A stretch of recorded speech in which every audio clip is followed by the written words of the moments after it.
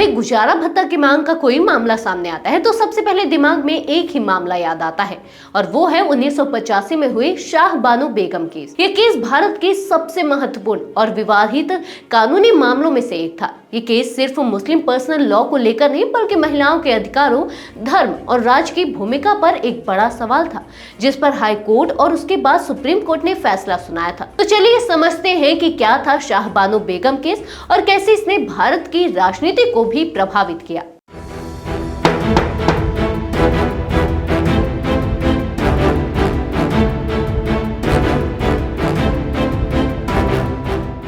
नमस्कार और स्वागत है आपका हमारे चैनल लीगल दोस्त में। दरअसल साल 1932 में बहुत कम उम्र में शाह बानो का निकाह इंदौर के वकील मोहम्मद अहमद खान से हुआ था।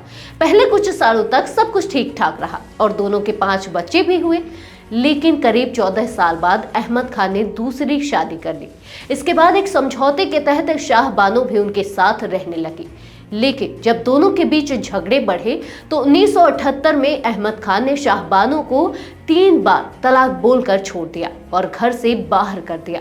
उस समय खान ने शाह बानो से कहा था कि वह हर महीने 200 रुपए गुजारा भत्ता देगा, लेकिन कुछ महीनों बाद उसने भत्ता देने से मना कर दिया। साल 1985 में गुजारा भत्ता हासिल करने के लिए 62 साल की शाह बानो ने कोर्ट का दरवाजा खटखटाने का फैसला किया और यहीं से इस मामले की चर्चा शुरू हो गई। इंदौर की एक अदालत में मामला पहुंचा और शाह बानो ने गुजारा भत्ता के लिए 500 रुपए महीने की मांग की। इस पर अहमद खान ने कोर्ट में मुस्लिम पर्सनल लॉ का हवाला दिया और कहा कि वो गुजारा भत्ता देने के लिए बाध्य नहीं है। कोर्ट ने इस दलील को तो खारिज कर दिया, लेकिन शाह बानो को महज 20 रुपए प्रति माह का गुजारा भत्ता देने का फैसला सुनाया, जो शाह बानो और उनके बच्चों के लिए काफी कम था। इसके बाद यह मामला हाई कोर्ट पहुंचा। कुछ महीनों तक चली सुनवाई के बाद हाई कोर्ट ने 1980 में अपना फैसला सुनाया और गुजारा भत्ता की रकम को 20 रुपए से बढ़ाकर 189 रुपए प्रति माह कर दिया। इस फैसले से शाह बानो का पति अहमद खान खुश नहीं था, इसलिए उसने सुप्रीम कोर्ट में याचिका दायर कर दी। 1981 में यह मामला सुप्रीम कोर्ट में 2 जजों के बेंच के सामने आया, लेकिन मामले की जटिलता को देखते हुए इसे 5 जजों की संविधान पीठ को सौंप दिया गया।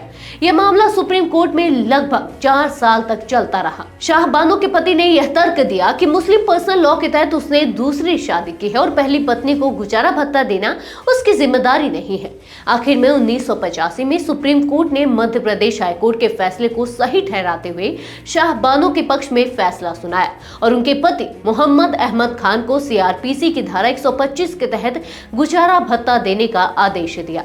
इस दौरान सुप्रीम कोर्ट ने यूनिफॉर्म सिविल कोड की जरूरत के बारे में बात की। कोर्ट ने कहा कि पूरे देश में एक समान नागरिक कानून होना चाहिए और सरकार को इस पर सोचना चाहिए। कोर्ट ने यह भी बताया कि भारतीय दंड संहिता यानी कि सीआरपीसी की धारा 125 सभी धर्मों और जातियों पर लागू होती है, जिसमें मुस्लिम भी शामिल है। इस फैसले के बाद मुस्लिम पर्सनल लॉ को लेकर बहस तेज हो गई और मुस्लिम पर्सनल लॉ बोर्ड भी इस मामले में शामिल हो गया। कई सालों तक कानूनी लड़ाई लड़ने के बाद सुप्रीम कोर्ट से शाह बानो को बड़ी राहत मिली थी, लेकिन राजनीतिक तौर पर यह मामला इस कदर तक बढ़ चुका था कि मुस्लिम समुदाय ने इस फैसले का विरोध शुरू कर दिया।